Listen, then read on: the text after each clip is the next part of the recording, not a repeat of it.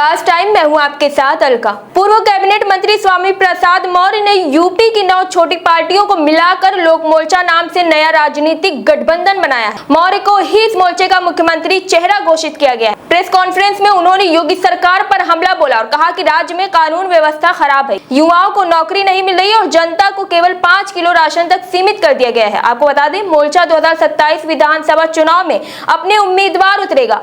उन्होंने कहा कि सरकार बनने पर सभी वर्गों को बराबरी हिस्सा जैसे फ्री शिक्षा, फ्री इलाज, ओल्ड पेंशन और ओबीसी व अल्पसंख्यकों को आरक्षण जैसे वादे पूरे किए जाएंगे। आइए जानते हैं हमारे संवाददाता समीर खान ने क्या कुछ खास बात की, देखिए इस वीडियो में। जो आज यहाँ पर 9 पार्टियों के राष्ट्रीय अध्यक्ष और संस्थापक यहाँ इकट्ठे हैं, उनको मैं धन्यवाद देता हूं कि उन्होंने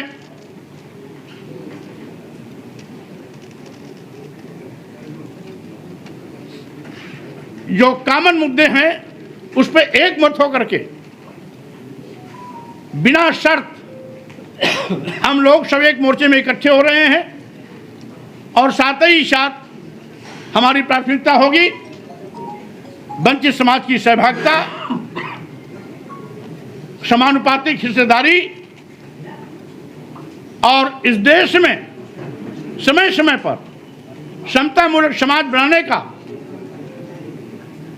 जो आंदोलन, विचार या दर्शन हमारे महापुरुषों ने दिया है, उस रास्ते पर चलते हुए देश और प्रदेश को विकास पथ पर आगे ले जाना, सबके सम्मान स्वाभिमान की रक्षा करना, सभी की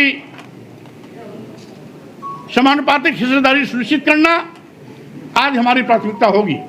उत्तर प्रदेश में जिस तरीके से चुनाव करीब आता नजर आ रहा है, वैसे वैसे नए नए मोर्चे मार्केट में आ रहे हैं चुनाव लड़ने। आज पूर्व मंत्री स्वामी प्रसाद मौर्य के साथ लगभग 9 पार्टियों ने विलय किया है, सबने मिलकर एक मोर्चा बनाया है। उसी पे ज़्यादा बात करने के लिए हमारे साथ मोतीलाल जी हैं, उनसे हम बात करेंगे। इनका भी अपने एक दल है, पार्टी है। सर, क्या लग रहा है जिस तरीके से आज आप लोग एक हुए हैं, क्या असर दिखेगा?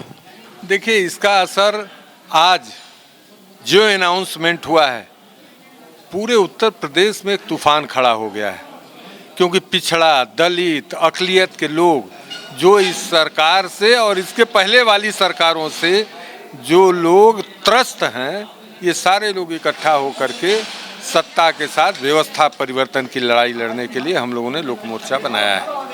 और आदरणीय हमारे बड़े भाई स्वामी प्रसाद मौर्य जी के नेतृत्व में ये लोक मोर्चा आगामी 2027 के उत्तर प्रदेश के विधानसभा के चुनाव में मजबूती के साथ लड़ेगा।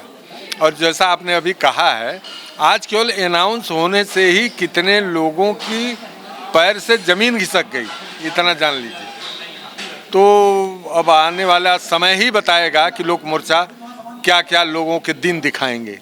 लोक मोर्चा की आपने बात करी, इसमें लोगों को आप जोड़ेंगे और भी दल आपके साथ आएंगे, जैसे और चुनाव करीब आता है तो और दल एक दूसरे के सहयोग में आते हैं। आपका जो दल है विपक्ष में आ गया है अब खुल के, 403 विधानसभाएं हैं, किस तरीके से रणनीति रहेगी? क्योंकि समाजवादी पार्टी, कांग्रेस भी एक संयुक्त है उत्तर प्रदेश में। समाजवादी पार्टी एक बड़ा चेहरा है विपक्ष का। देखिए, विपक्ष का चेहरा है, लेकिन इधर बीच पूरा का पूरा केवल एक जाति का, एक व्यक्ति का केवल वो रह गया है समाजवादी पार्टी। उसमें सभी पिछड़े वर्ग और दलित और अक़लियत की कोई बात ही नहीं करता है ना। वहाँ पर तो दूसरे किसी जाति की बात ही नहीं होती, इसलिए उनकी बात ही मत करिए। अब लोक मोर्चा जो बना है, ये आगामी 2027 के चुनाव में उत्तर प्रदेश में मजबूती के साथ ऐसे लोगों की खटिया खड़ी करेगा जो कभी सोच भी नहीं सकते। भाजपा को हराने की बात आप भी कर रहे हैं, भाजपा को हराने की बात समाजवादी पार्टी भी कर रही है। क्या लग रहा है कि आप 2 लोग विपक्ष में खड़े हो रहे हैं कि भाजपा को हरा पाएगा कोई? जो लोग समाजवादी पार्टी के साथ हैं वो सारे के सारे लोक मोर्चा के साथ आएंगे। समाजवादी पार्टी और लोग अकेले रह जाएंगे, या वो लोग भी अगर साथ आते हैं तो हमारे सिद्धांतों पर, हमारे नियमों पर आएंगे, तो हम लोग साथ लेकर के लड़ेंगे।